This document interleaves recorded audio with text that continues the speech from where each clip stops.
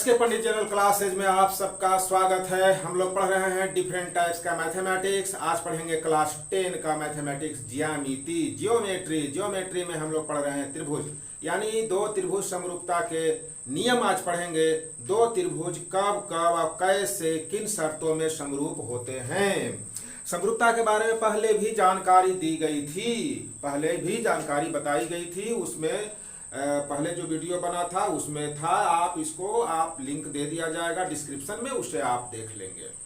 चलिए आज हम लोग पढ़ते हैं दो त्रिभुज समरूप कब कब होंगे, उनके शर्त के बारे में जानते हैं। पहले समझ ले, समरूपता मतलब हूबहू बराबर होना जरूरी नहीं है, समरूप यानी कि एक रूप का होना जरूरी है। इसके बारे में जानकारी दी गई थी। चलिए क्या है दो त्रिभुज समरूप होते हैं। जैसे मान लेते हैं दो त्रिभुज, पहले आके आइडिया समझ लीजिए। यहाँ पर समझ लीजिए कि दो त्रिभुज है, एक हमारे पास ए बी सी त्रिभुज है, दूसरा है हमारे पास पी क्यू आर ए त्रिभुज है। दो त्रिभुज देखिए, दोनों तो देखने में क्या लग रहा है, बराबर लग रहा है, नहीं है, सर्वांग सम नहीं है। 9 क्लास में सर्वांग सम पढ़े थे, सभी अंक बराबर, यहाँ समरूप पढ़ेंगे। तो समरूप होने का सबसे आसान तरीका त्रिभुज में होता है कि आप देख लें संगत कोण बराबर हो। सबसे आसान तरीका संगत कोण बराबर हो। जैसे कोण ए के बराबर कोण पी हो, कोण बी के बराबर कोण क्यू हो, कोण सी के बराबर कोण आर हो, तो हम लोग कह देंगे कि समरूप है। लेकिन इसके नियम होते हैं। चलिए हम लोग पढ़ते हैं एक एक करके नियम, इसके बारे में जानकारी हम लोग प्राप्त करते हैं। समरूपता के 4 नियम है, 4 शर्तें हैं, उन्हें देखिए। यहाँ पर पहला है शर्त है ए समरूपता, सिमिलरिटी। समरूपता माने सिमिलरिटी। ए माने कोण कोण कोण, ए मतलब होता है कोण, एंगल का। ए हो गया एंगल का रूप, शॉर्ट रूप है एंगल का, माने कोण, कोण से रिलेटेड है। तो ए कोण कोण कोण समरूपता। दूसरा है ए समरूपता यानी कोण कोण समरूपता। तीसरा है एस समरूपता। एस माने हो गया साइड, भुजा। एस मतलब हो गया साइड, भुजा, यानी कि हिंदी में बोलेंगे तो हो गया भुजा भुजा भुजा समरूपता। ठीक है ना, भुजा भुजा, साइड साइड साइड समरूपता, similarity, side side side similarity. तीसरा चौथा है ए से एस यानी भुजा कोण भुजा। चलिए इसको एक एक करके हम लोग समझते हैं। पहला नियम, पहला हम लोग समझते हैं ए समरूपता सिमिलरिटी, माने ए समरूप, ए कोण कोण कोण क्या है।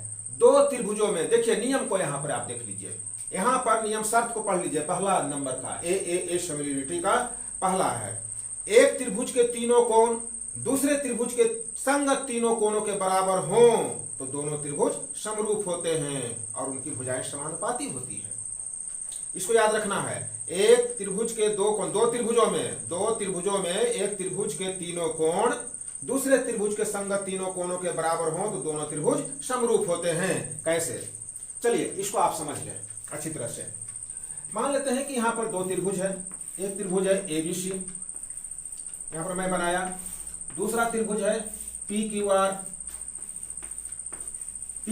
तो ए समरूपता कसौटी कहता है कि कोण ए कोण पी के बराबर हो, कोण बी कोण क्यू के बराबर हो और कोण सी कोण आर के बराबर हो तो दोनों त्रिभुज समरूप होंगे। और इस तरह से लिखा जाता है समरूपता को, त्रिभुज ए बी सी समरूप त्रिभुज पी क्यू आर। याद रखें, त्रिभुज एबीसी समरूप त्रिभुज माने सिमिलर, त्रिभुज एबीसी सिमिलर ट्रायंगल माने triangle ABC similar triangle P Q R, ऐसे बोले, triangle ABC similar triangle P Q R, ऐसे बोल सकते। त्रिभुज एबीसी समरूप त्रिभुज पी क्यू आर, यानी कि ऐसे दूसरे शब्दों में कह सकते हैं त्रिभुज एबीसी और त्रिभुज पी क्यू आर आपस में समरूप हैं, एक रूप का है। तो यहां पर देखिए, इसको आप एबीसी है, पी क्यू आर है, इसको क्यूपीआर नहीं बोल सकते हैं, क्योंकि यहां पर देखिए कोण का है, कोण ए कोण पी के बराबर है, इसलिए कोण ए यहां आया तो कोण पी यहां आया। फिर देखिए बी है, बी यहां है, बी के बराबर कौन है, क्यू है, तो यहां क्यू ही आएगा, आर नहीं आएगा। फिर सी है, सी यहां है पहले, तो सी किसके बराबर, आर के बराबर, आर आएगा, माने वही क्रम में ऑर्डर में ही रहेगा। आप इसको उलट फिर नहीं कर सकते हैं, ऐसे नहीं कर सकते हैं। त्रिभुज ए बी सी अगर बोल दिए और त्रिभुज ऐसे क्यू पी आर नहीं कर सकते हैं। हाँ, होगा कब होगा, ये वाला नियम नहीं होगा। अगर होगा कब, जैसे कोण ए कोण पी के बराबर हो, और कोण बी सॉरी कोण ए कोण क्यू के बराबर हो, कोण ए कोण क्यू के बराबर हो, कोण बी कोण पी के बराबर हो, कोण सी कोण आर के बराबर हो, तब यह नियम लागू होगा। तब इस तरह लिख सकते हैं। यानी देखना है कि कोण पहला त्रिभुज का पहला कोण, दूसरा का पहला कोण, दूसरा त्रिभुज पहला त्रिभुज का दूसरा कोण, दूसरा का भी दूसरा कोण, इस तरह से कर सकते हैं। चलिए ये समझ गए, ये हो गया ए समरूपता कसौटी।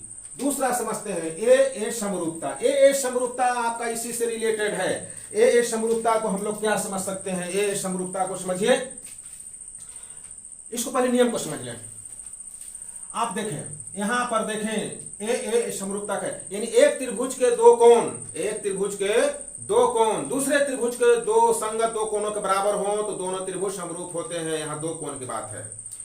एक त्रिभुज के दो कोण दूसरे त्रिभुज के संगत दो कोणों के बराबर हो तो दोनों त्रिभुज समरूप होते हैं। यानी कि ये नियम जो निकला है ए समरूपता कसौटी से ही निकला। कारमाई त्रिभुज में चलिए फिर से चलिए यहां पर फिर से चलिए और इसको समझने की कोशिश आप करिए। यानी कि त्रिभुज के तीनों कोणों का जोड़ क्या होता है? त्रिभुज के तीनों कोणों का जोड़ 180 डिग्री होता है, 180 डिग्री। अब यहां पर पी क्यू आर का भी तो होगा, कोण ए कोण बी कोण सी। अब कोण पी प्लस कोण क्यू प्लस कोण आर बराबर भी 180 डिग्री होगा।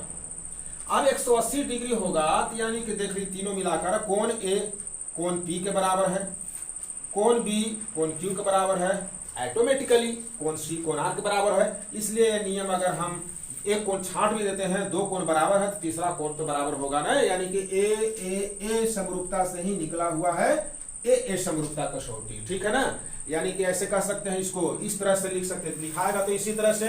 यानी कि आप बोल सकते हैं कि कोण ए बराबर कोण पी कोण बी बराबर कोण क्यू, तो हम कह सकते हैं तो इस तरह से त्रिभुज ए बी सी समरूप त्रिभुज पी क्यू आर लिखना इसी तरह समरूपता का। अब चलिए नंबर तीसरा में एस समरूपता कसौटी, यानी कि भुजा भुजा भुजा। कैसे? पहले इस नियम को आप समझ लें। एक त्रिभुज की तीनों भुजाएं दूसरे त्रिभुज के संगत तीनों भुजाओं के समानुपात एक ही अनुपात में हो तो दोनों त्रिभुज समरूप होते हैं। फिर से समझ लें, दो त्रिभुज है, दोनों त्रिभुज के भुजाएं अगर आपस में समानुपाती हो यानी एक ही अनुपात में हो तो दोनों त्रिभुज समरूप होंगे। यानी इस तरह से कर सकते हैं। देखिए यहां पर एक त्रिभुज है ए बी सी, दूसरा त्रिभुज है पी क्यू आर। यहां पी क्यू आर को मैं बढ़ा ले लिया है। और ऐसे यदि शर्त देख लीजिए, यदि ए बी बटा पी क्यू एक ही अनुपात में हो, ए बी बटा पी क्यू यहां मैं चिन्ह दे दिया बराबर हो बी सी बटा क्यू आर, यहां शर्त दे दिया। देखिए चिन्ह से समझ लीजिए, बी सी बटा क्यू आर बराबर नहीं ए सी बटा पी आर। यानी यहां 3 लाइन से देखिए शर्त देख लीजिए। तो यानी कहने का मतलब एक ही अनुपात में है तो हम कह सकते हैं तो दोनों त्रिभुज समरूप होंगे। यानी त्रिभुज ए बी सी समरूप त्रिभुज पी क्यू आर। और याद रखें त्रिभुज ए बी सी इस तरह से क्रम में चला है तो पी क्यू आर चला है। अगर बी सी ए बोलिएगा तो फिर लिखना होगा क्यू आर पी। यानी ऐसे त्रिभुज बी सी ए तो आपको लिखना होगा त्रिभुज क्यू आर पी। यानी क्रम ऑर्डर में रखना जरूरी है। तो ये नियम हुआ कौन सा? एस। यह भी एक सूत्र है जिससे हिसाब बनेगा एस समरूपता कसौटी। चलिए नंबर 4 में चलते हम लोग हैं। नंबर 4 में चलिए एस समरूपता कसौटी। एस समरूपता कसौटी क्या है आप समझ लें। दो त्रिभुजों में दो भुजा, एक त्रिभुज की दो भुजाएं दूसरे त्रिभुज की दो भुजाएं आपस में एक ही अनुपात में हो और उनके अंतर्गत कोण बीच वाला कोण बराबर हो तो दोनों त्रिभुज समरूप होते हैं। चलिए यहां समझिए, एक त्रिभुज है ए बी सी, दूसरा है पी क्यू आर। तो कहता है कि दो भुजाएं, एक त्रिभुज की दो भुजाएं एक ही अनुपात में हो यानी कि ए बी पी क्यू का अनुपात और बी सी क्यू आर का अनुपात एक अनुपात में हो। इस तरह लिखेंगे ए बी बटा पी क्यू बराबर बी सी बटा क्यू आर। और दूसरा क्या होगा शर्त, ये दोनों के अंतर्गत कोण ए बराबर होगा, यानी कोण बी, दोनों भुजाओं के बीच का कोण यहाँ है बी, और ये दोनों भुजाओं के बीच का कोण है क्यू। तो ये दोनों बराबर हों, यानी कोण बी बराबर कोण क्यू, तब हम कहते हैं यदि ऐसा हो तो ये भी देखिए एक सूत्र के जैसा व्यवहार होगा आगे चल करके, तो हम कहेंगे त्रिभुज ए बी सी समरूप है त्रिभुज पी क्यू आर। यहाँ भी क्रम का ध्यान रखना जरूरी है, ऑर्डर का ध्यान रखना जरूरी है। आप यहाँ पर चारों नियमों को आप समझ गए हैं, चारों नियम देख लिए। यहाँ पर याद रखना होगा कि अगर कोई त्रिभुज समरूप है, दो त्रिभुज आपस में समरूप है, तो फिर उल्टा भी आप नियम पढ़ सकते हैं, यानी समरूप है तो दो भुजाएं समानुपाती होगी, दोनों और बीच का कोण बराबर होगा, यानी तीनों भुजाएं समानुपाती हो सकती है या तीनों कोण बराबर होंगे, इसको माइंड में रखना होगा। अगर नियम समझ गए हैं तो हम लोग चलते हैं एक्सरसाइज 6.3 में। पहले आप क्वेश्चन पढ़ लें, देखिए बोर्ड पर क्वेश्चन को देखिए क्या है। 6.3 का क्वेश्चन आप पढ़ लें। दिया हुआ आकृति जो दिया हुआ त्रिभुजों के युग्मों में से कौन कौन से युग्म समरूप हैं, माने जोड़े त्रिभुज दिया हुआ है, कौन कौन समरूप है, और उस समरूपता कसौटी को लिखिए जिसका प्रयोग आपने उत्तर देने में किया है, तथा साथ ही समरूप त्रिभुजों को सांकेतिक रूप में व्यक्त कीजिए। तो चलिए एक एक करके इस पर हम लोग विचार करते हैं, बोर्ड पर चलते हैं।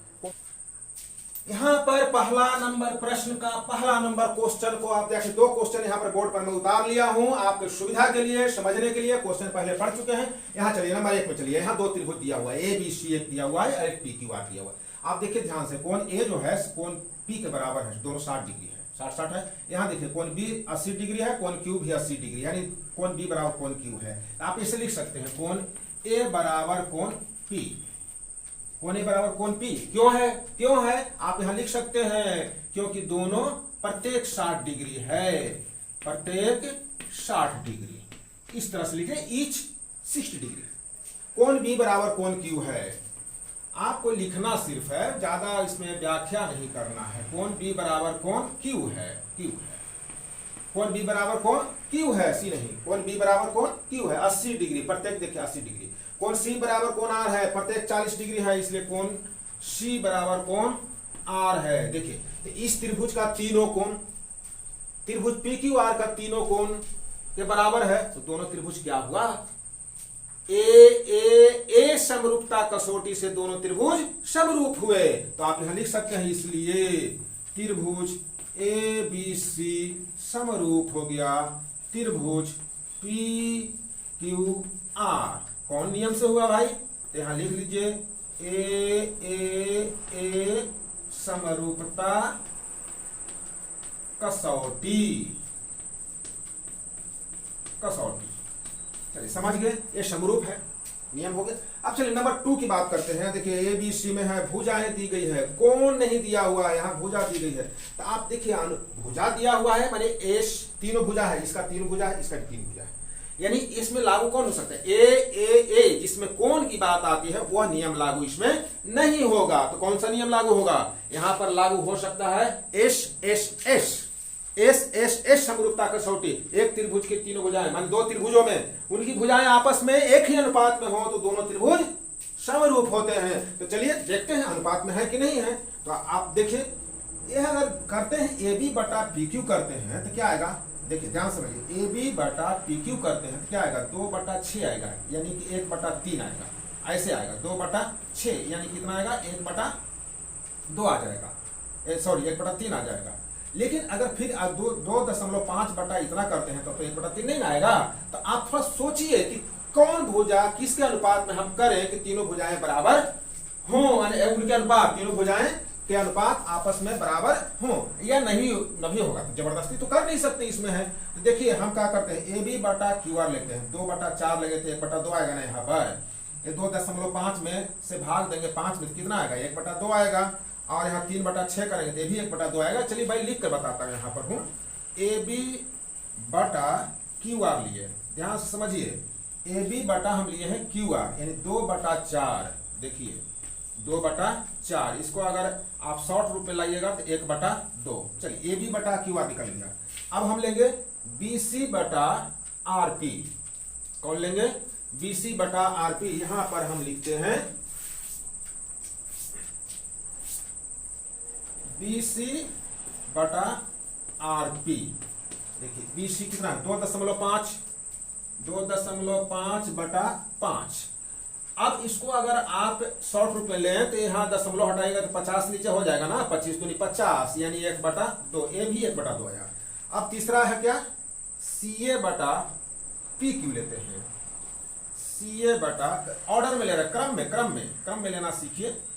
CA बटा PQ, ये त्रिभुज चला ऐसे चले हैं, ABCA ऐसे चले हैं, तो यहाँ भी Q से स्टार्ट हुआ, QRPQ ऐसे चलेंगे, तो CA बटा PQ हुआ, PQ कितना हो गया, CA है 3 और ये 6, कितना आया 1/2। अब ध्यान से देखिए यहाँ पर तीनों का अनुपात बराबर है, यानी इस तरह से लिख सकते हैं, चूंकि यहाँ पर लिखिए चूंकि AB बटा QR बराबर BC बटा RP बराबर CA बटा PQ, ठीक है ना।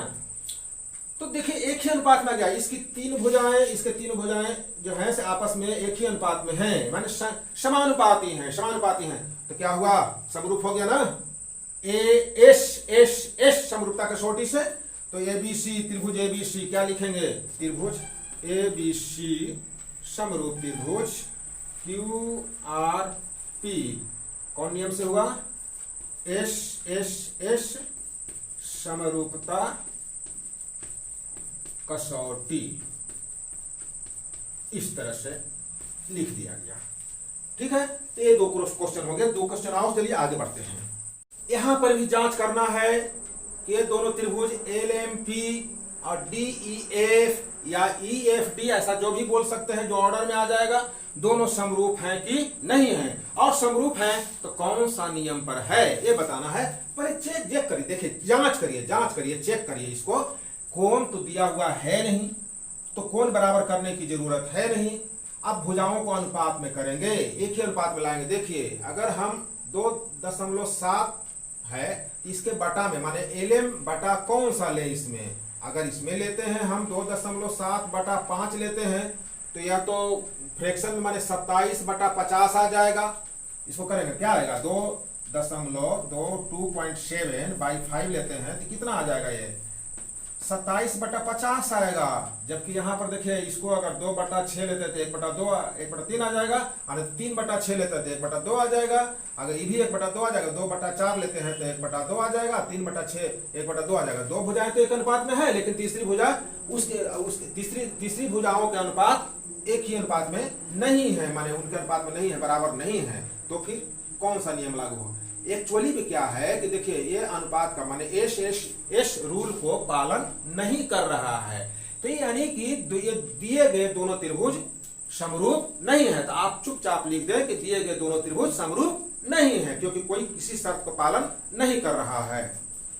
तो चलिए आज के लिए इतना ही, आज काफी हो गया। अगले वीडियो में बाकी को डिस्कस करेंगे। इसको जो एक्सरसाइज है 6.3 पूरे विस्तार से हम लोग पढ़ेंगे। आप अगले वीडियो का इंतजार करें। धन्यवाद, थैंक यू।